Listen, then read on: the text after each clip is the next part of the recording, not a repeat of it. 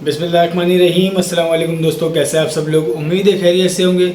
जी दोस्तों, आप लोग देख रहे हैं मेरे यूट्यूब चैनल जवाब दो विद नईम अहमद। दोस्तों, कल जो मैंने व्लॉग किया था उसमें हमारा एक सेगमेंट था क्रिकेट को लेके। क्रिकेट के हवाले से एक बहुत बड़ी खबर आ रही है, उस पर बात करनी थी, लेकिन व्लॉग ज़्यादा लंबा हो गया था तो हम वो बात कर नहीं सके थे। और इसके अलावा आज तो हम क्रिकेट पे भी बात करेंगे। और आफाक अहमद साहब जो हैं उन्होंने खूब जो है गर्जे बरसे हैं, वो क्या कहा आफाक अहमद ने, उस पर बात करेंगे। और बानी एमकेएम जनाब अल्ताफ़ हुसैन का जो इंटरव्यू है, वो इंटरव्यू कितना असरअंदाज हुआ है और आगे क्या होने वाला है इस इंटरव्यू के बाद, वो मैं आप लोगों को बताऊंगा। और मुस्तफ़ा कमाल साहब ने भी एजाज़ सैयद को एक इंटरव्यू दिया, उस पर भी बात करेंगे। तो जी, प्रोग्राम शुरू करने से पहले हमेशा की तरह मेरी आप लोगों से एक छोटी सी गुजारिश है, अगर आप लोगों ने मेरे चैनल को सब्सक्राइब नहीं किया तो चैनल को लाजमी सब्सक्राइब कर लें। थोड़ी सी मुझे परेशानी हो रही है आज व्लॉग करने में, क्योंकि तबीयत सही नहीं है, बुखार बहुत शदीद है मुझे। तो हो सकता है मैं थोड़ा स्लो बात करूं और हो सकता है मैं व्लॉग भी मुख्तसर सा करूं। तो जी, कल जो है मैंने आप लोगों को कहा था कि पाकिस्तान क्रिकेट टीम के हवाले से एक बहुत बड़ी खबर आ रही है, और ये मुबैना खबर है। देखें, ये जो खबर है ये अभी तक लीक नहीं हुई है, मतलब इसकी कोई तस्दीक नहीं हुई है इस खबर की कि ये खबर सच है या सच झूठ है।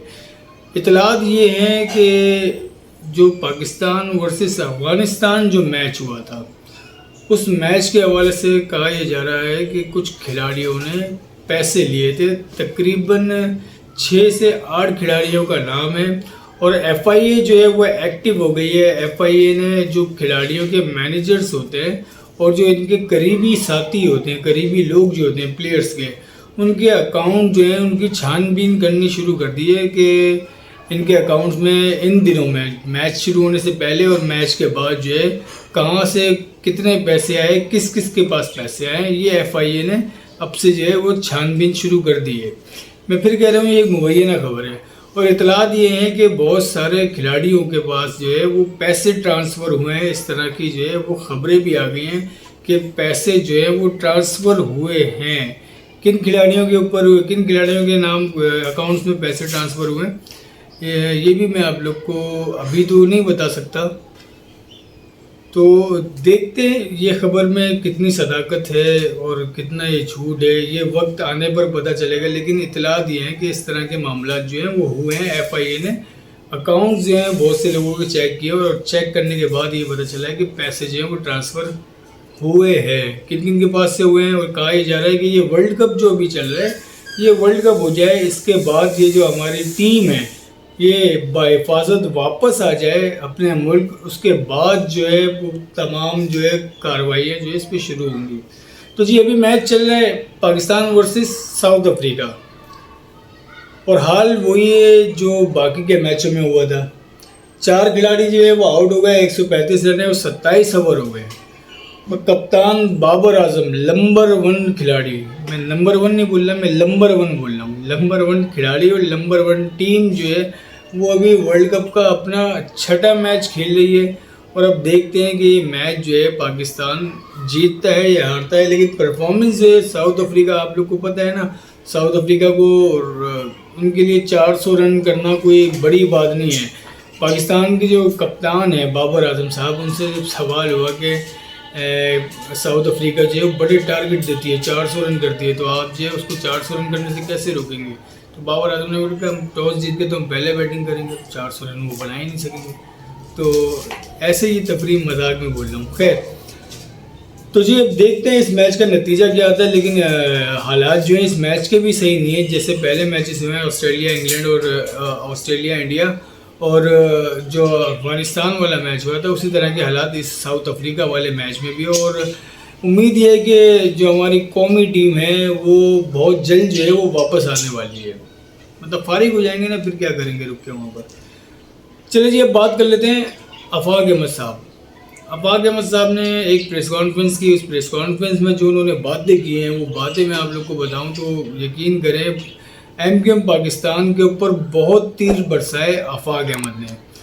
आफाक अहमद ने बानी एमकेएम के हवाले से भी कहा और उन्होंने वही पुरानी बात की बानी एमकेएम के हवाले से कि बानी एमकेएम से उनका जो इख्तलाफ है वो महाजिर नाम को हटा के सियासत करने का था।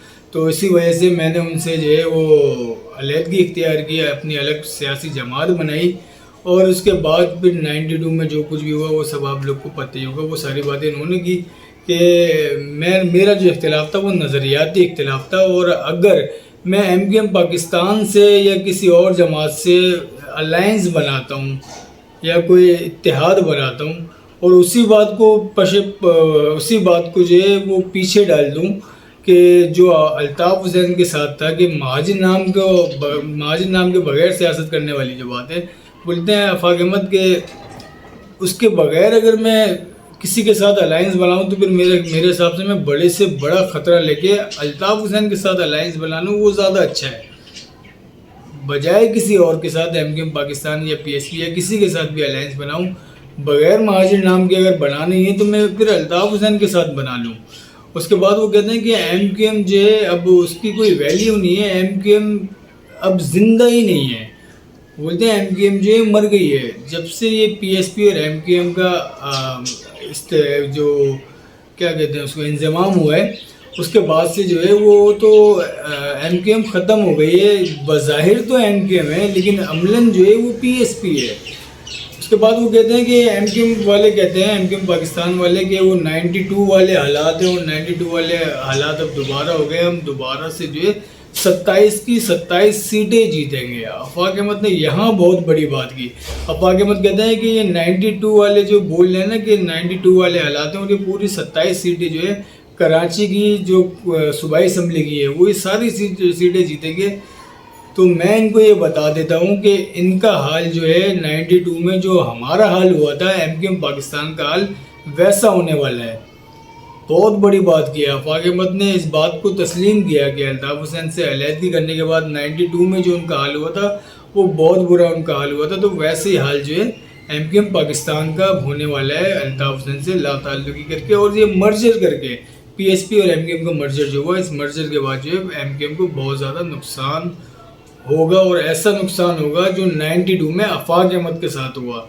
तो जी आफाक अहमद ने अहमद वली के बारे में भी बात की कि जो उन्होंने कहा था कि जो हिंदुस्तान से जो महाजरीन आए हुए इनको भी निकाले। उनको भी उन्होंने कहा कि ये पढ़े लिखे हैं लेकिन इनको ऐसी बातें करनी नहीं चाहिए थी। पत्नी किस सोच में इन्होंने ये बात कर दी। कहते हैं कि मेरे तो समझ से बाहर है, इन्होंने ये बात की कैसे है।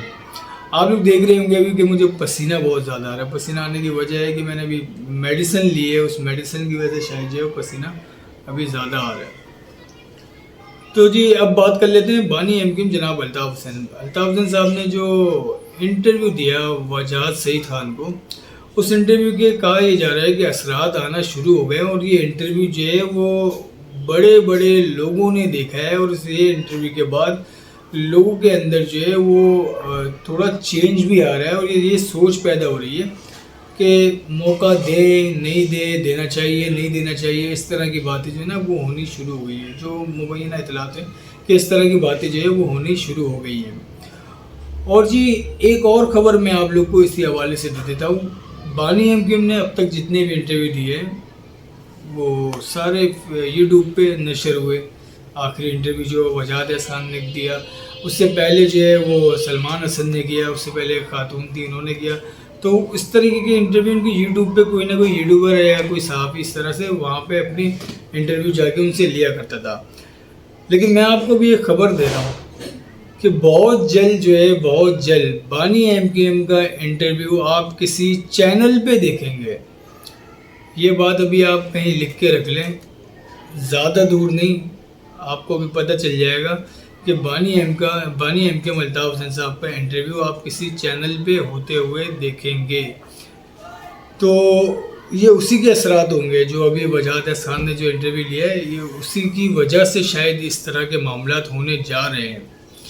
अब जी बात कर लेते हैं मुस्तफ़ा कमाल साहब का इंटरव्यू। मुस्तफ़ा कमाल ने जो इंटरव्यू दिया एजाज़ सैयद साहब को, बहुत सीनियर सहाफ़ी हैं एजाज़ सैयद, पाकिस्तान हाउस में जो इनका मरकज़ हुआ करता था पीएसपी का, जो अभी एमकेएम का इलेक्शन ऑफिस है, वहाँ पर ये इंटरव्यू हुआ। और इस इंटरव्यू में जो इब्तदा हुई है वो इब्तदा समझ लें जो मुस्तफ़ा कमाल है ना, उनसे शुरू हुआ, उनकी फैमिली से, कितने बहन भाई थे, ये वो करते करते करते करते फिर वो 90 में कैसे आए, कौन लेकर आए 90 में। अल्ताफ़ हुसैन से पहली मुलाकात कहाँ हुई, अब्बासी शहीद में। उन्होंने बताया कि अब्बासी शहीद हॉस्पिटल में बीमार नहीं थे अल्ताफ़ हुसैन, वो बस अपनी प्रोटेक्शन के लिए वहाँ पर थे, तो इस वजह से वहाँ उनसे मुलाकात हुई, मुसाफा हुआ, हाथ वगैरह मिलाया, हैंड शेक हुआ उनके साथ। उसके बाद फिर ये वो फिर चले गए, फिर वापस आए 2001 में, फिर उन्होंने आईटी की वजारत संभाली। उसके बाद जो है उनको फिर मेयर बनाया। वो सारी बातें कि 90 में वो टेलीफोन ऑपरेटर थे, एक स्ट्रीट वर्कर थे वो पहले, जो जलसों में दरियाँ बिछाना वगैरह ये सब काम करते थे। उसके बाद जो है वो 90 उनके सेक्टर ने इनको नॉमिनेट किया 90 पे टेलीफोन ऑपरेटर के लिए, एज अ वॉलंटियर वो टेलीफोन ऑपरेटर 90 में लगे। उसके बाद जो है वो फिर नज़रों में आना शुरू हुए। फिर अल्ताफ़ हुसैन साहब का भी इन्होंने, अल्ताफ़ भाई का भी नाम लिया उन्होंने, अल्ताफ़ भाई भी बोला है मुस्तफ़ा कमाल साहब ने। तो ये वही मतलब नई बात जो थी ना वो ये थी कि इन्होंने 91 से शुरू किया, 91 से शुरू करके करते करते करते वो आए 2010 जब डॉक्टर इमरान फारूक साहब का कत्ल होता है, उसकी बात होती है। उसकी जब बात होती है तो उसका वो बोलते हैं कि ये कत्ल जो है वो अल्ताफ़ हुसैन साहब की इमा पे हुआ है, उन्होंने ही कराया है। उसके कोई सबूत नहीं है, लेकिन मैं डेड बॉडी लेने के लिए वहाँ लंदन गया था। फिर वहाँ पर जो है अकेले में मेरी मुलाकात हुई, ये वो सब कुछ। मतलब इस पूरे इंटरव्यू में कोई भी नई बात नहीं हुई। इस इंटरव्यू में ये एक बात हुई कि मुस्तफ़ा कमाल साहब ने कहा कि अल्ताफ़ हुसैन साहब ने एक ये काम अच्छा किया है कि उन्होंने जो है वो MQM बनाई, एक प्लेटफॉर्म बनाया जिसमें आज वो शामिल है। फिर वो सब कुछ पुरानी बातें, सब वही जो वो जिस दिन वो आए थे वो उसी तरह की वो प्रेस कॉन्फ्रेंस, वही सब इल्ज़ामात, कुछ भी नया नहीं था। ये इंटरव्यू किया एजाज़ सैयद साहब ने। अब एजाज़ सैयद साहब जो है वो कराची की सियासत से कितने वाकिफ़ हैं कितने नहीं, ये तो ख़ुद एजाज़ सैयद साहब को ही पता होगा। लेकिन इंटरव्यू जो है वो काफ़ी तवील हुआ, 1.5 घंटे का इंटरव्यू हुआ। और अभी जो है इंटरव्यू पोस्ट हुए हुए, इंटरव्यू जो ये हुआ है ये अल्ताफ़ हुसैन साहब के इंटरव्यू से पहले रिकॉर्ड हुआ हुआ इंटरव्यू है। और ये इंटरव्यू यूट्यूब पे पोस्ट हुए हुए तकरीबन अब जो है 20 घंटे हो चुके हैं। और अब तक इस इंटरव्यू पे 20,000 से ज़्यादा व्यूज़ आ चुके हैं। जबकि एजाज़ सैयद साहब के कुछ जो अपने फॉलोवर्स हैं, जो अपने सब्सक्राइबर हैं यूट्यूब पे, वो बहुत ज़्यादा हैं, 1,20,000 के करीब उनके सब्सक्राइबर हैं। तो जी कुछ भी नया नहीं है, सब कुछ वैसे ही है। नया सिर्फ ये है कि बड़ी खबर यही है कि बानी MQM का आने वाले दिनों में एक इंटरव्यू आने वाला है, और इस दफ़ा इंटरव्यू जो है वो TV चैनल पे हो सकता है। आप लोगों को मेरा वीडियो कैसा लगा अपना फीडबैक लाजमी दिएगा, और हो सके तो मेरे यूट्यूब चैनल को लाजमी सब्सक्राइब करें। अब मुझे इजाज़त दें, अल्लाह हाफिज़। 5 खिलाड़ी आउट जो हो चुके हैं, और बाबर आजम साहब जो है वो भी आउट हो चुके हैं 141 28 ओवर में। मुझे इजाज़त दें, अल्लाह हाफिज़।